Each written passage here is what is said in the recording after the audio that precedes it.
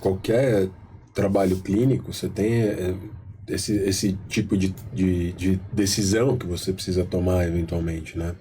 Mas é que é isso, trabalhar com adultos típicos, exato. Você consegue construir com a pessoa, né? Essa coisa. E a gente acaba construindo, quando a gente tá trabalhando muito com as famílias, e é difícil. A gente vê, inclusive, terapeutas que se esforcem para colocar a criança na equação, né? Que eu acho que é uma das grandes coisas que a gente tem que pensar sobre como comunidade, enquanto analistas do comportamento, Sim. que é que o sujeito ali, a pessoa que é para quem a gente trabalha é a criança, né? Sim. No final das contas, ou enfim, a pessoa com tem ela, qual idade ela tenha. Cara, e é isso, quantos adultos você não vê que acabam não seguindo os mesmos valores da família, por exemplo? E aí você vai ver...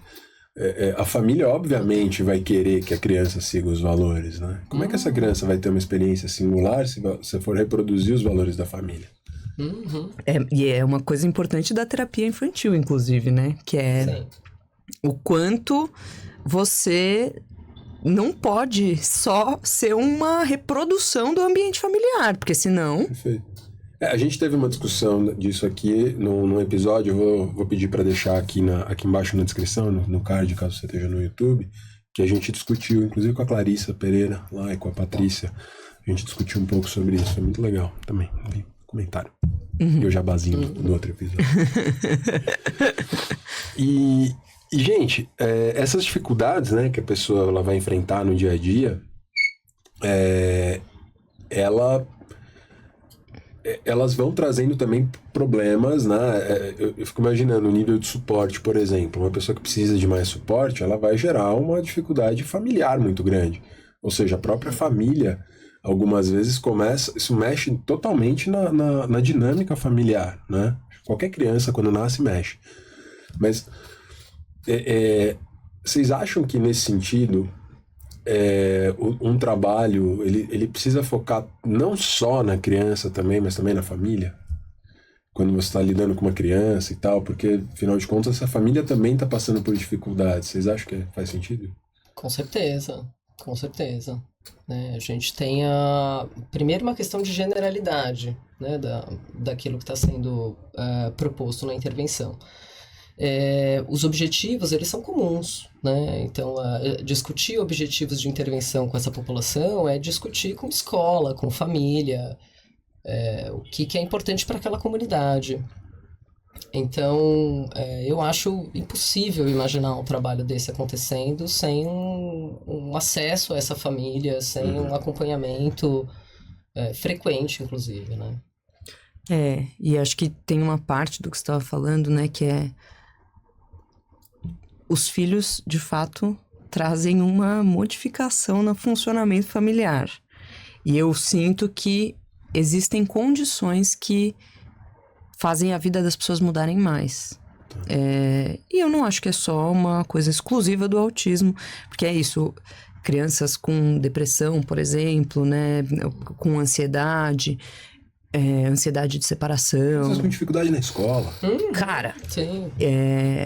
E tem uma parte do trabalho que eu acho que não é nem só na parte de orientação, no sentido de, se a criança fizer isso aqui, você deveria fazer isso aqui você deveria lidar desse jeito, mas é até uma parte de quase um acolhimento, né? É quase uma psicoterapia parental, no final das contas, né? Que é uma coisa que eu aprendi muito sobre isso com a Clarissa, inclusive. Né? E com a Bia, enfim.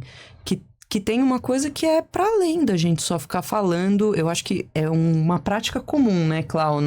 Quando a gente tá falando sobre famílias de pessoas com TEA, é muito comum a gente ficar se focando nessa coisa que faça isso. Treino, né? Pois exato. Faça aquilo. Tal. E tem uma parte que não tem nada a ver com isso, que é assim, cara, os pais tinham expectativas sobre essas crianças e que muitas vezes as expectativas vão sendo frustradas. E como é lidar com isso, né? Que tipo de... As questões de diagnóstico, né? Se você... a importância, né, de você discutir com essa família, quando que você abre um diagnóstico, as famílias que vão ter dificuldade com isso, que não querem abrir isso, né, para criança ou para escola. Tem muitas questões, com certeza, para além do treino, né, do que é considerado aí treino parental. Eu acho que é um trabalho global, difícil, acho que exige muitas horas. E exige... É muito louco, porque uma das coisas que eu vejo hoje em dia são terapeutas que trabalham muito distanciados das famílias. E aí eu acho que tem a ver até um pouco com o modelo de intervenção, esse modelo mais clínica. Enfim, não estou dizendo que todas as clínicas funcionem desse jeito, mas eu vejo uma coisa que é tipo assim, cara, terapeuta que não... O pai não conversa com o terapeuta do filho. Eu acho isso absurdo. E tem lugares que é porque o lugar onde se trabalha não deixa. Tipo, é muito... Pra mim é impensável. E assim, pelo CRP é proibido, inclusive, né? Tipo assim, fere o código de ética do psicólogo.